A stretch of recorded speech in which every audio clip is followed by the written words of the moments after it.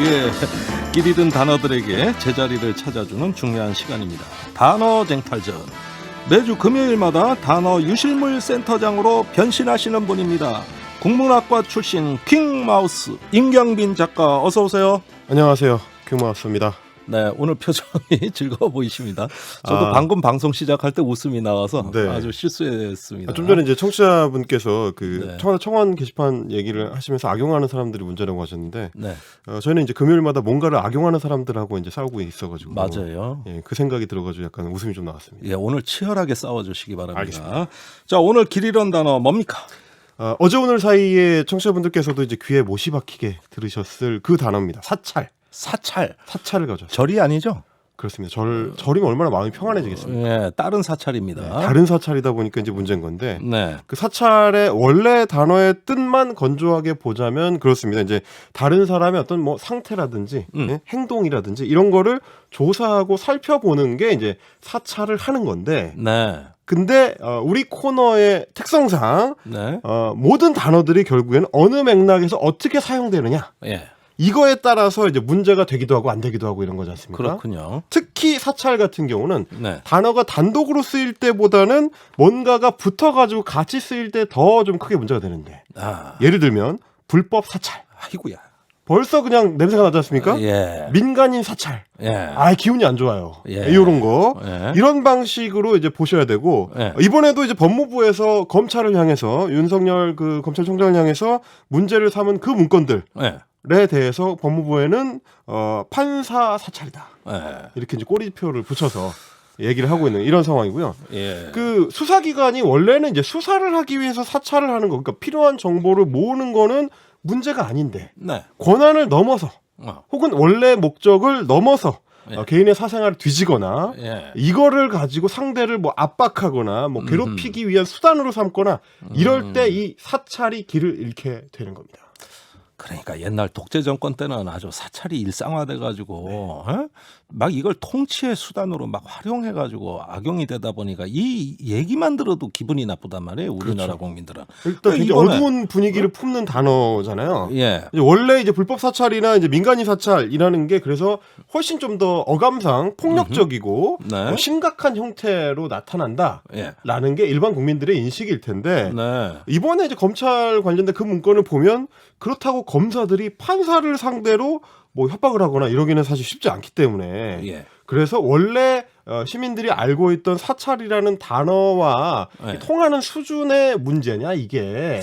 그 부분이 좀 헷갈려요. 이게 이제 이게 논란이 되는 거죠. 법 쪽에도 지금 의견이 양분돼 있어요. 그렇죠. 사찰이다 아니다. 네. 심지어 판사들도 그게 이제 의견이 갈리더라고요. 네, 판사들이 굉장히 신중해졌더라고. 그러니까 그러다 보니까 예. 문제 의식 자체는 그렇게 나올 수가 있습니다. 근데 이제 이 정보를 가지고 네. 지금 그 문건에 나온 정보를 가지고 뭐 협박을 하거나 예. 위협을 하거나 직장 생활을 못하게 한다든지 그런 식으로 이제 어떤 또 다른 범죄와 연동이 돼가지고 작동을 하면 너무 명백하게 불법 사찰이다 이렇게 네. 할 수가 있는데, 과연 이 정보가 그런 식으로 지금 사용된 정황이 있느냐 하면 조금 애매한 것 같긴 합니다, 보면. 예. 그래서 어허. 검찰 입장에서는 우리는 이거 단순히 정보 수집을 한 거지 사찰이 아니다. 이 정보 수집이라는 거 우리만 하는 게 아니고 예. 변호사들도 다 한다. 예. 심지어 법무부도 옛날에 했다. 좋아요. 이런 식의 얘기들. 아니 그러면 이번에 그 문제가 된 문건에는 네. 예, 뭐 법무부가 주장하는 사찰이라고 하는 내용들이 어떤 게 들어가서 문제가 되는 겁니까? 그러니까 이제 이게 정보 수집이라고 하려면 네. 검찰에서 지금 이야기하는 것처럼 그 정보를 모아가지고 예. 재판에 임할 때 좀 도움이 되는 이 어드바이스를 하는 정도의 목적으로 쓰였느냐를 봐야 될 텐데, 네. 일테면 그 문건 안에도 네. 판결 취지가, 특정 판사의 판결 취지가 어땠었는지, 어떤 사건에 대해서는 어떤 식의 의견을 갖고 있었는지, 이런 정도라면은 이 사람의 어떤 재판에 임하는 성격, 예. 혹은 뭐 사안을 대하는 태도, 이런 걸 읽을 수가 있으니까 그 정도는 필요한 정보라고 할 수가 있습니다. 아니 학생이 교수한테 수업 듣는데 예. 우리 교수님은 이런 데서 시험 문제를 잘 내. 그렇죠. 특히 이런 이론을 좋아해. 이런 정보. 검찰이 이제 뭐 공판에서 이기는 게 목적이니까 이제 그런 네. 정보라면은 괜찮은데, 문제는 네. 출신 고등학교가 어디다, 혹은 출신 대학교가 어디다, 아하. 알면 뭐 좋을 수도 있을 것 같긴 한데 굳이 이게 과연 재판에 필요한 정보일까? 그 사람의 백그라운드를 뭐 하는 생각은 듭니다. 물론 네. 이걸 안다고 해가지고 특별히 무슨 해를 끼칠 수 있는 정보는 또 아니지만 네. 굳이 필요한 정보인가 이런 생각이 들고 네. 그리고 이제 굳이 따지자면 또 이제 기수 따지는 문화 같은 거를 생각했을 때 네. 결국 학교 어디 출신인지를 봐가지고 공판 때 이용해 먹으려는 목적이 있었는 거 아니냐라는 문제의식을 그래서 법무부 쪽에서는 갖고 있는 것 같아요. 아니 기수나 출신 학교 정도야 네. 뭔 문제가 됩니까? 저는 그렇죠. 그거 있을 수 있다고 보는데. 알아볼 수도 예. 있다. 뭐 예. 이런 정도가 되겠죠. 예. 근데 이제 아주 옹색한 건 이런 겁니다. 예. 어떤 판사는 농구가 취미인데 대학교 때부터 잘하는 걸로 유명했다. 네. 이걸 과연 이 공판에 필요한 정보라고 할 수 있을까? 농구 잘하면 뭐 판결이 달라지나? 그러니까 말이죠. 예, 그 이상하네. 혹은 뭐 그 예. 정보를 알았다고 하더라도 말하자면 이제 악용을 하려고 한다고 하더라도 판사님 농구 좀 하시대요. 예. 이런 식으로 협박을 할 수는 없는 거 아니겠습니까? 네. 말하자면 굳이 필요가 없는 정보. 그런데 아주 깊숙한 개인신상 정보인 것들이 좀 문제가 될 수 있는 것 같습니다. 뭐 또 어떤 게 있어요? 다른 판사 같은 경우는 이분이 그 전날 술을 마시고 늦게 일어나는 바람에 이 심사에 출석을 못했다. 이건 참 굴욕적이네.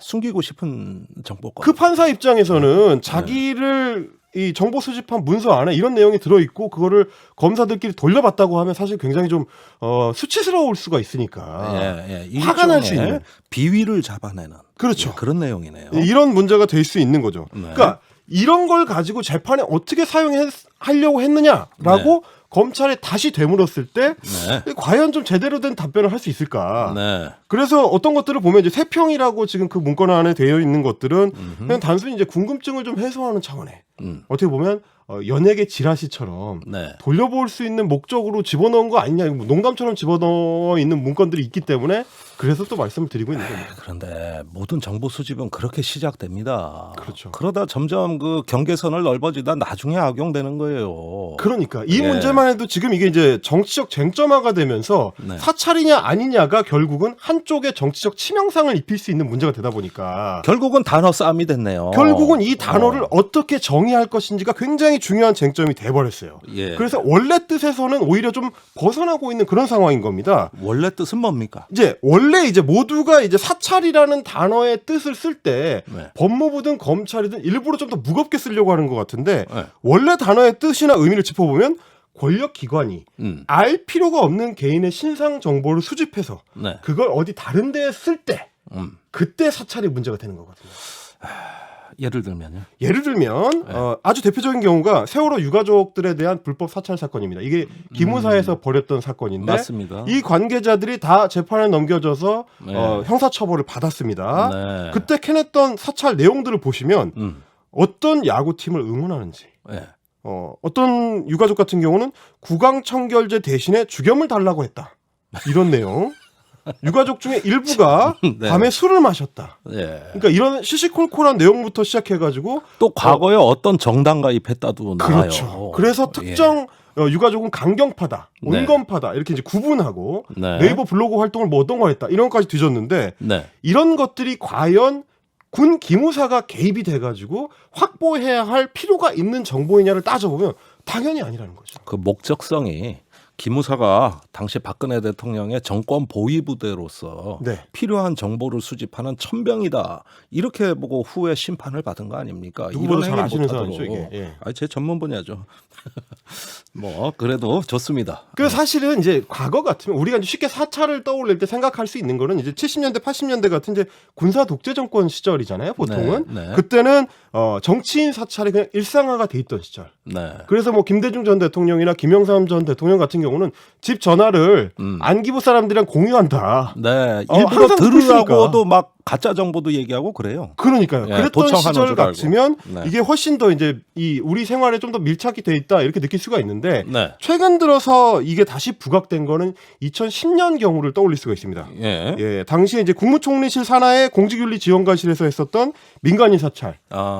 기업체를 운영하던 이제 기업가 김종익 씨를 불법 사찰했던 사건인데 이때 MB 정부의 이제 비판적인 영상을 올렸다는 이유로 개인의 사생활을 캐고 심지어 그 회사에 들어가가지고 쳐들어가가지고 뭔가 활동을 할 수 없게 방해하고 사업을 할 수 없도록 흔들고 그래서 그 사람의 삶을 망가뜨렸던 네. 그런 사건입니다. 그래서 그 피해자였던 김종익 씨가 네. 이 폐해와 문제점을 직접 지적했었던 그 육성을 제가 좀 뽑아봤습니다. 직접 네. 들어보시면 사찰이 어떻게 삶을 파괴하는지를 좀 느껴보실 수 있을 것 같습니다. 들어보죠. 멀쩡한 한 개인 그 국민이 권력에 의해서 권력기구에 국가기구에 의해서 삶이 완전히 파괴돼 버렸습니다. 그래서 지금도 그 힘든 과정을 겪고 있는데 그것을 어떻게 회복하고 보상을 어떻게 하고 복원을 하겠다는 것에 대해서 하나도 지금 얘기하는 곳이 없습니다. 그래서 그런 부분에 대해서 빨리 그 정말 그래야만 그 국민들이 국가를 그 믿고 기댈 수 있지 않겠습니까? 삶이 파괴돼 버렸다. 그렇습니다. 아니 이게 그냥 엄살 떠는 얘기가 아니에요. 저분 같은 경우는 실제로 그랬죠. 예, 감시당하는 느낌부터 시작해가지고 이게 사업상의 불이익으로 연결되면은 사람 충분히 파괴될 수도 있습니다. 뭐 잘 아시겠지만 사실은 진행자께서도 이제 사찰 경험 좀 있으시잖아요. 저도 좀 당해봤어요. 예. 저만 해도 사실 예전에 네. 이제 다른 방송국에서 예.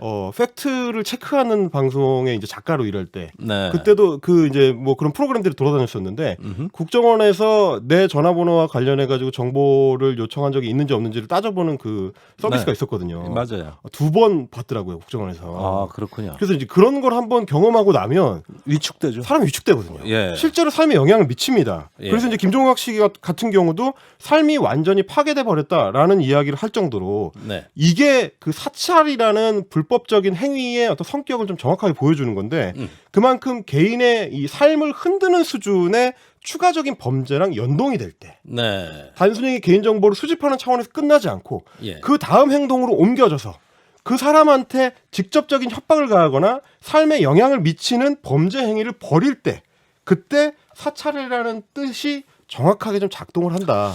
자, 정보라는 거는 네. 수집만에 끝나지 않습니다. 좋은 정보를 갖고면은 써먹고 싶은 게 인간의 본성이에요. 그렇죠. 그러니까 이런 사찰 활동이 결국은 범죄 행위로 연결될 개연성이 굉장히 높아지는 거예요. 그러니까 사실 어떤 정보든 모아들이기 쉬운 권력 기관일수록 네. 예, 통제를 더 강하게 받아야 되는 거 아니겠습니까? 네. 그런 차원에서 봤을 때는 이게 모을 수 있다.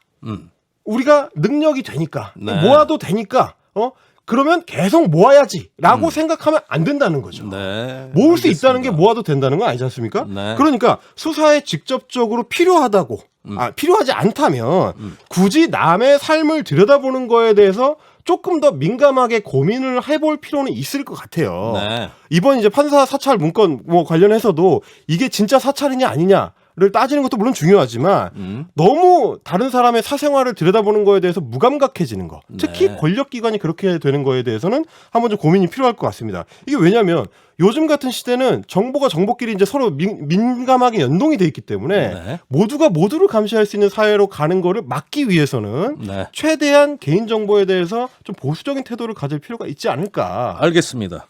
그게 바로 네. 어떤 좋은 공동체를 유지하는 자세라고 이해하고요. 그게 사찰을 서로 믿는 막을 수 있는 사회가 길이기도 한 될 수 거죠. 있는 네. 그런 사회가 되길 바라겠습니다. 단어쟁탈전 킹마우스 임경빈 작가와 함께했습니다. 다음 시간에 뵙겠습니다. 감사합니다.